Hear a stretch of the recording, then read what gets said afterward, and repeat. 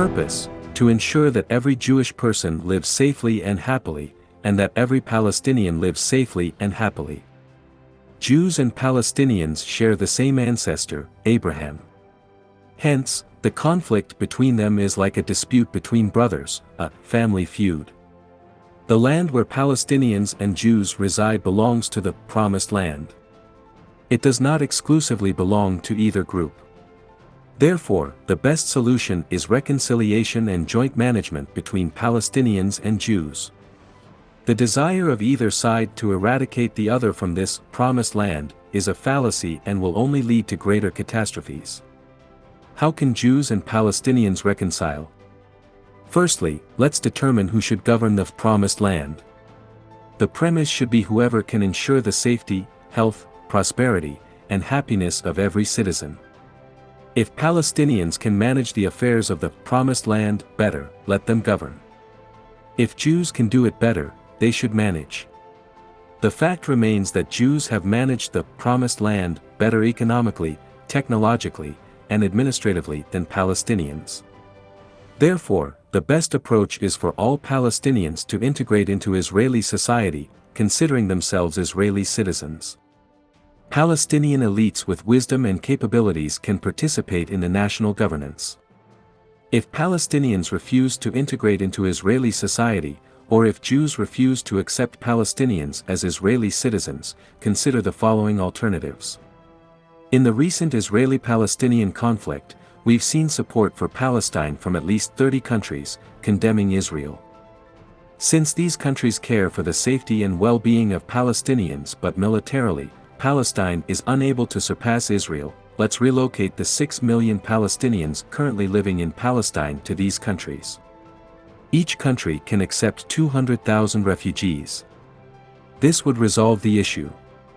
If the countries supporting Palestine only pay lip service and do not genuinely care for Palestinians, unwilling to accept them, then the third option comes into play. Isn't the United States supporting Israel? Then accept all 9.7 million Jewish people as Americans. Your country is vast and resourceful enough to allow 9.7 million Jews to move to the US. This would make the United States stronger. Moreover, I've observed many in the US showing support for and standing by Palestine through protests. Let these sincere individuals, who genuinely care for Palestinians, go to Palestine and aid in its development.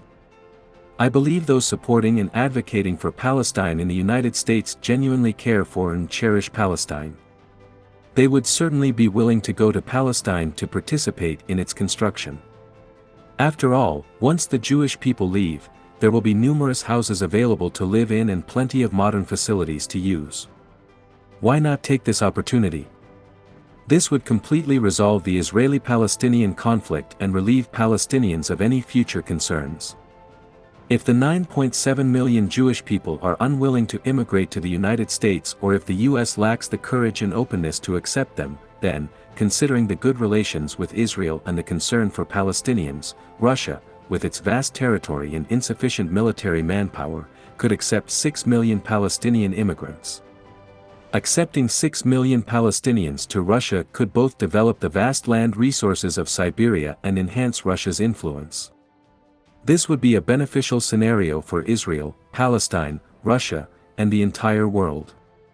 If Russia refuses to accept Palestinian immigrants, or if Palestinians are unwilling to go to Russia, then the Israeli-Palestinian conflict will continue. Lifechanyuan provides these three solutions: reconciliation between Israel and Palestine, 30+ countries supporting Palestine to accept Palestinian refugees, all Jews migrating to the US, or all Palestinians moving to Russia. If none of these works, the last resort would be war using the most brutal means directly. As history has shown us, where civilization fails, barbarism becomes the most direct and effective way to resolve disputes.